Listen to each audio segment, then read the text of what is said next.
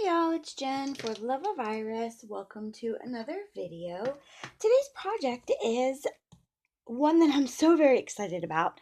I am going to show you how to make alcohol markers and Stampin' Up colors with dollar store cheapo markers like these that come in a pack of 10. And they come like rainbow colors. Let me show you some others. Red, orange, blue, just cheapo markers that you can get at your big box store for 90 something cents. When school time comes around, they're usually on sale for 40 cents, 50 cents, things like that. Grab them because if they are either washable or water based, then all you have to do is take them apart and rinse them out, and then you can turn them into alcohol markers. So let me show you how to do it, okay? I'm going to set these aside because after I'm done, I'm going to go through and show you how they work. This, just so you can see, this is something that I colored with my alcohol markers that I made. This is Tempting Turquoise and Dapper Denim in the flower, So Saffron in the center, and then Mint Macaron on the stem. So they do blend. They're not Copic quality, of course. They're dollar store markers. I mean, what do you expect? But they do blend and they do work and they are wonderful. This is shimmer paper, just plain old shimmer paper. If you flip it over, they look just like what a Copic marker would do on the back, or a Spectrum Noir, or any of your typical alcohol-based markers. So I wanted to show you, I was fiddling around with it just to see if it actually would work. And I was able to blend a Tempting Turquoise and a Dapper Denim, which are two very far away colors. So that's this one and this one. For me, these two colors I was able to blend together, and you can see how far away those two colors are to create that flower. So I'm just as tickled as I can be with this project, and I look forward to coloring a bunch of stuff with it. So, okay, let's get started. When you get your marker, this is how it comes. It comes with a bottom piece, your lid, and this is how you're going to take it apart.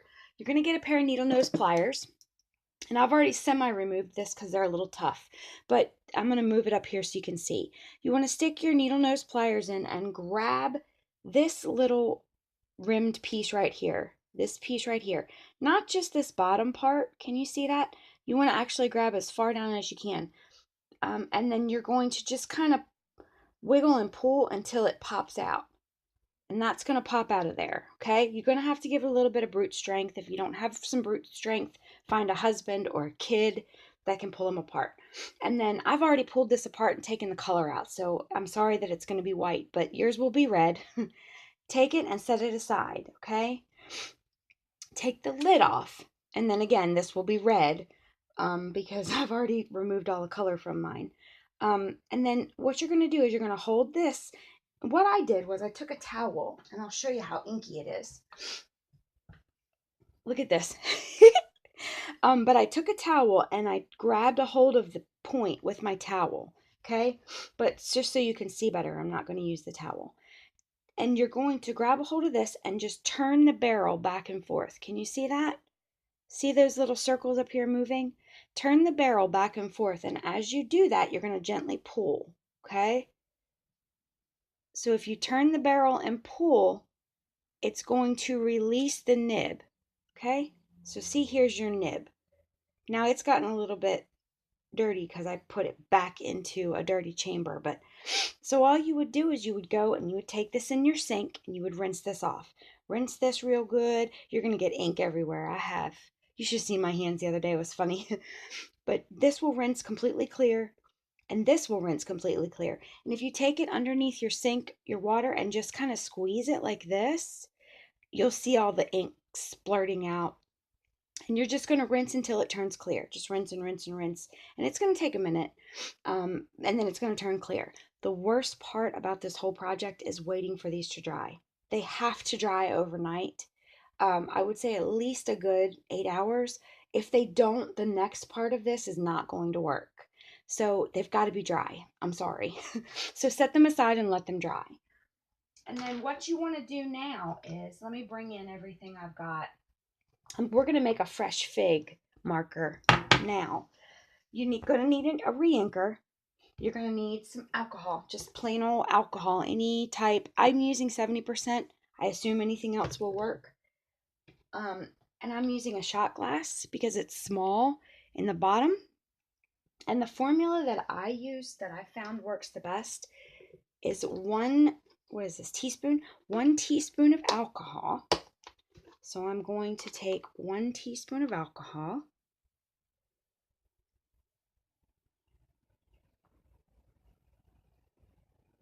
Okay. And I'm just dumping it into my shot glass.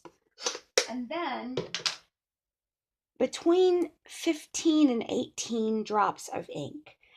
I say that because the subtles, I used a little bit more. Maybe just because it fooled my eye and it didn't look strong enough. I'm going to probably use 15 of this because the darker ones seem to be very concentrated and you don't seem to need as much. So just drop in there 1, 2, 3, 4, 5, 6, 7, 8, 9, 10, 11, 12, 13, 14, 15. Okay, 15 of your re-inker. Set it aside. And then you can use the back of your measuring spoon if you want, but you're going to need something to stir it. So I just used a spoon that I use to actually re-ink my ink pads. I use this part of it. So just stir that up and then rinse this off. And then this is the really cool part. This is my favorite part. You're going to drop this guy in here, your nib, drop your nib in there, and then drop this in here. And you're going to see that the alcohol is going to start soaking up into, can you see that already? Maybe not. Let me see if I can bring this up closer. Yeah. See, the alcohol ink is starting to pull up into the marker. And basically the dry cotton fibers are pulling up the wet ink and the alcohol. Can you see that? I think you can. Yeah. Okay. So as that's soaking and absorbing up your ink, 1 teaspoon is plenty fine for this. It's actually more than enough. So if you want to fool around and not waste any, that's fine. You don't have to waste any. But I'm going to set this aside for a minute and let this soak up, and I'm going to show you how these guys work. So let me take, I've got Country Livin' because I want to try some browns. And let's pull out the guitar, or as my nephew calls it, the petar. Let's get the petar. Okay, you're going to want to use Memento ink because Memento ink is safe for alcohol markers. So get out your Memento ink and ink up your stamp. And we're going to stamp it down. Now, I have not tried the browns. The only thing that I experimented with was this. So I don't know how this is going to work. So we're about to find out together. Let me clean this. I've got my Stampin' Scrub off to one side over here. I'm sorry I'm shaking, y'all. I don't mean to. Okay. All right. Now, let me put the lid on my Memento because if I don't, I can just see it's going to make a mess. So I've got crumb cake, chocolate chip, and Sahara sand here. They're the only browns that I have. I've got my early espresso re-inker. It should be here tomorrow, actually. I've got it on order. So they're the only browns that I have. But what you want to do, what I found works the best for the blue was to coat, and this may not work with the two colors that are so far apart. If you color the whole thing in the lighter color and then go back and drop in a little bit of the darker color, it seemed to blend a little bit better. If you started with a darker color and then went in and tried to blend it with the lighter color like you typically would with like another alcohol marker, a name brand, it didn't want to blend. I don't know if they were because they were so far apart in color family. So I'm going to try it both ways with this one. So for this side piece of the guitar, I'm going to try just taking the chocolate chip on the side here and trying to blend it out with the crumb cake and see how that works. And this is not shimmer paper. I got the wrong paper. And actually that worked brilliantly because these colors are a little bit closer together. Can you see that blend right there? Yeah. So you don't have to, if the colors are close enough together in family or in shade rather, you don't have to start and lay down a light base. The only thing that I would recommend is try not to let it dry, because if you let it dry, it will not blend. See there, I think I let that chocolate chip dry a little bit too much. That's okay. We'll work it out. Okay, so I'm coming back in with my crumb cake and I'm blending over this guitar here with this shading here. And then I want it to be even lighter at the top. So I'm going to take my Sahara sand and blend up with Sahara sand. Let's see how that goes. And you also don't need 2 different colors. You can take the same color and just go over it more than once, and that will give you different shades. Like I did with the mint macaron stem, I only had 1 green at the time. So see, you can blend that way as well. So I've got the chocolate chip down here, the crumb cake, and I blended up into the Sahara sand. I might as well go ahead and finish this. Let's do a Sahara sand neck. And I'm going to add a tiny bit of crumb cake up here just to give it a bit of shading. A little bit down here.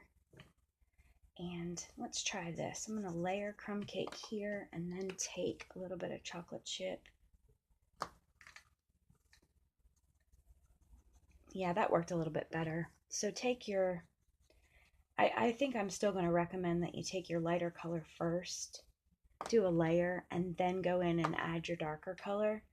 It just seems to blend a little bit better that way. And this is a real messy job here. I'm sorry, but I'm just trying to show you how they work, and that they do work, and that you can achieve some pretty cool blending with these.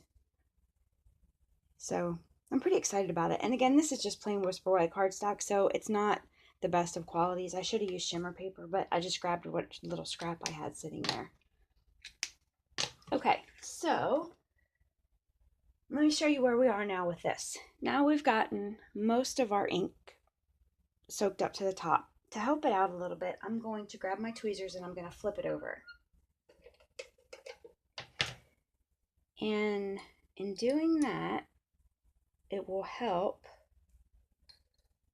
get the bottom soaked up. And while I've got my tweezers out, I'm going to go ahead and grab the nib. And all you do is grab the nib. Can you see how I've got it? Yeah. And then just stick the bullet point into the marker back in the way it was. And then with my tweezers, they're kind of rounded here.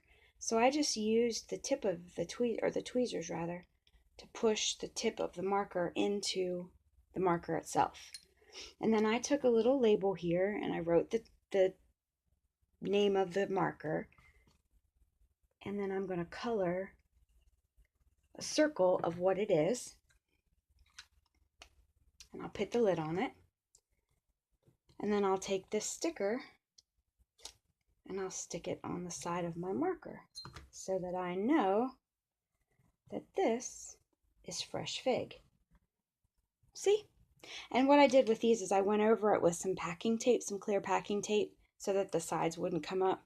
Because if you look, these, it's just not, even if it's copy paper and it's thin, it's still just going to peel up just by the nature of the side of the marker. So we're going to pretend that this is done just so I can show you how to close it up.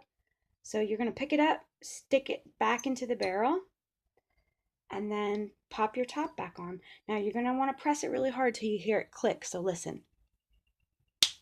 Did you hear that? that means it's closed. If it doesn't click, it's not closed, okay?